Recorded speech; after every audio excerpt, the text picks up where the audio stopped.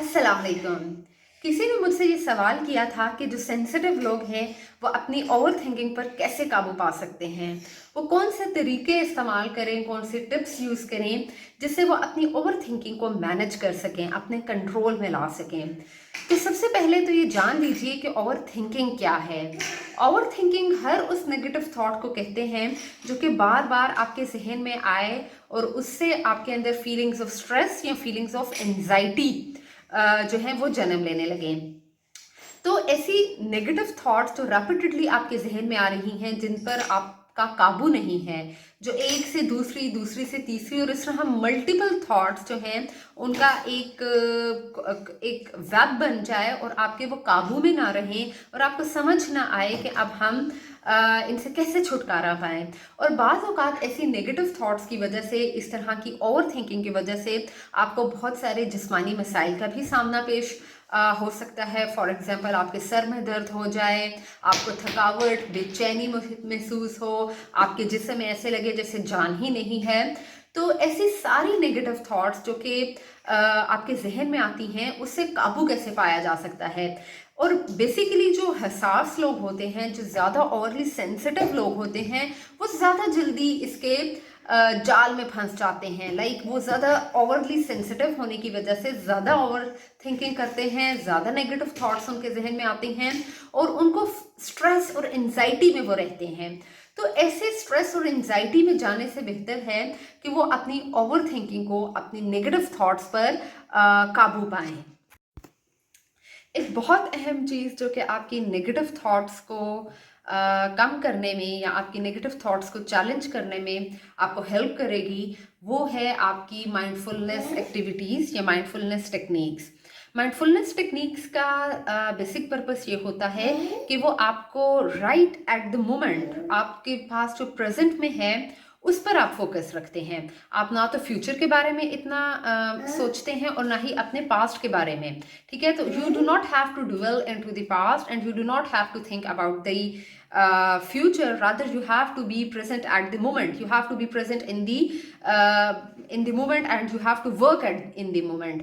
दूसरी अहम चीज़ ये है कि आपको कॉन्शियसली, आपको ना सिर्फ प्रेजेंट में रहना है बल्कि अपनी थॉट्स को विदाउट एनी जजमेंट एक्नॉलेज करना है।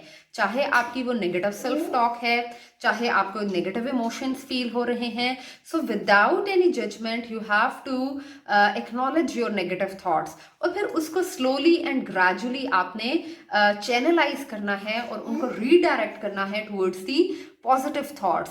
और वो कौन सी एक्टिविटीज़ हैं जो कि आपको हेल्प करेंगी पॉजिटिव थॉट्स की तरफ, उसमें कुछ माइंडफुलनेस टेक्निक्स हैं, जिसमें मेडिटेशन की टेक्निक्स हैं, जिसमें योगा भी आ सकता है। इसके अलावा प्रोग्रेसिव मसल रिलैक्सेशन टेक्निक है, डीप ब्रीदिंग एक्सरसाइज है, दैट इज़ वेरी हेल्पफुल। ये वो एक्टिविटीज़ हैं जो कि आपको स्लोली ग्रेजुअली आपको ये सिखाएंगी कि आपने अपनी नेगेटिव थॉट्स को कैसे ओवरकम करना है और आपने अपनी ओवर थिंकिंग से कैसे बचना है। दूसरी अहम चीज़ ये है that you have to set boundaries with your thoughts. आपने ये कॉन्शियसली देखना है कि जब आपका mind, when your mind starts dwelling into the negative thoughts, वो कौन सा मोमेंट होता है जब आपको ओवर थिंकिंग होना शुरू हो जाती है, आपको आपके जहन में नेगेटिव थॉट्स आती हैं। तो आपने कॉन्शियसली उस चीज़ को देखना है कि ऐसी कब सिचुएशन आ रही है और अपने कॉन्शियसली अपने माइंड को रीडायरेक्ट करना है towards the positive and constructive statements. अब ये कैसे हो सकता है? फॉर एग्जाम्पल, आपके जहन में जो भी सोच आ रही है, जो भी ओवर थिंकिंग आ रही है, just think for a moment कि लॉन्ग टर्म में मेरी इस सोच का मुझ पर क्या इफेक्ट होगा। क्या इस सोच से, क्या ये जो जहन में मेरे बात आ रही है, ये क्या वाकई सच है? क्या ये फ्यूचर में वाकई प्रोडक्टिव होगी? इसका मुझ पर क्या असर होगा? Is this thought really helpful और इज दिस रियली प्रोडक्टिव? अगर तो आपका आंसर यस में है तो आप उसको सोचें, उस पर काम करें। लेकिन अगर आपका जवाब नो में है, then you have to really rethink about your negative thoughts and you have to convert them into positive and constructive statements. तीसरी अहम चीज़ जो है वो है कि आप अपने अंदर थोड़ी सी सेल्फ कॉम्पेशन लेकर आएं। Just be kind to yourself. आप अपने आप से मोहब्बत करें, अपने लिए थोड़ा अच्छा सोचें। अगर आपके जहन में नेगेटिव थॉट्स भी आ रही हैं तो इट इज़ जस्ट ओके। हर इंसान के जहन में बातें आती हैं, हर इंसान के जहन में सोचें आती हैं।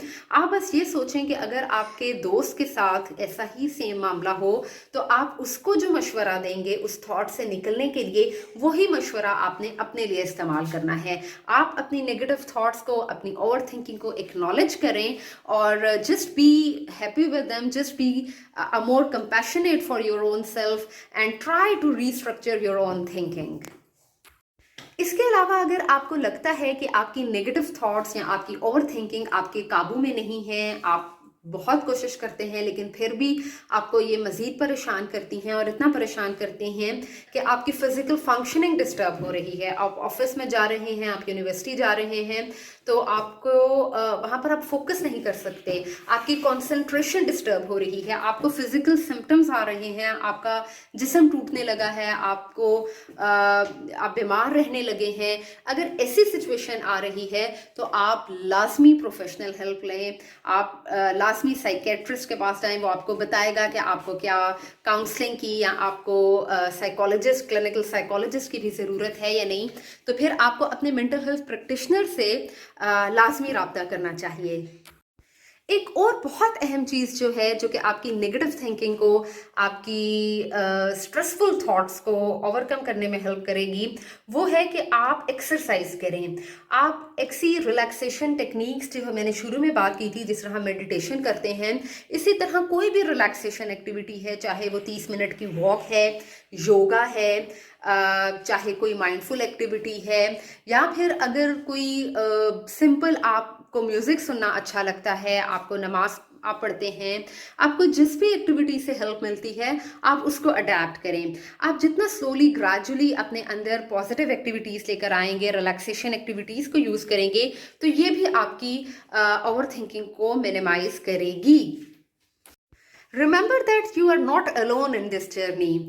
आपके साथ और भी बहुत सारे लोग हैं जो इसी स्ट्रगल में हैं कि हमने अपनी ओवर थिंकिंग को, अपनी नेगेटिव थॉट्स को कैसे ओवरकम करना है। आप जर्नलिंग की आदत बनाएं, आप अपनी नेगेटिव थॉट्स को लिखना शुरू करें। आप देखें कि आपको उनको पॉजिटिव में कैसे कन्वर्ट कर सकते हैं। अगर आपको अपने दोस्त से बात करना अच्छा लगता है, कोई डियर फ्रेंड है आपका, या आपकी कोई फैमिली रिलेटिव ऐसा है जिससे आप डिस्कस करें तो आपका कैथारसिस होता है, तो just go for that as well. तो आप अगर जिससे जितना बात करेंगे, आप शेयर करेंगे, तो उससे भी आपकी ओवर थिंकिंग या आपकी नेगेटिव थॉट्स कम होंगी। तो आप स्लोली ग्रेजुअली अपने नेगेटिव थॉट्स पर ओवरकम करना सीखते हैं, और स्लोली आप जब इनको प्रैक्टिस करते हैं ना, तो आप सीख जाते हो कि आपने किस तरह से काबू करना है, आपने अपने माइंड को कैसे काबू में रखना है। तो मुझे यकीन है आज की वीडियो आपको ज़रूर पसंद आई होगी। मेरी वीडियो को लाजमी लाइक कीजिएगा और मेरे चैनल को सब्सक्राइब कीजिएगा। टिल देन, अल्लाह हाफिज़।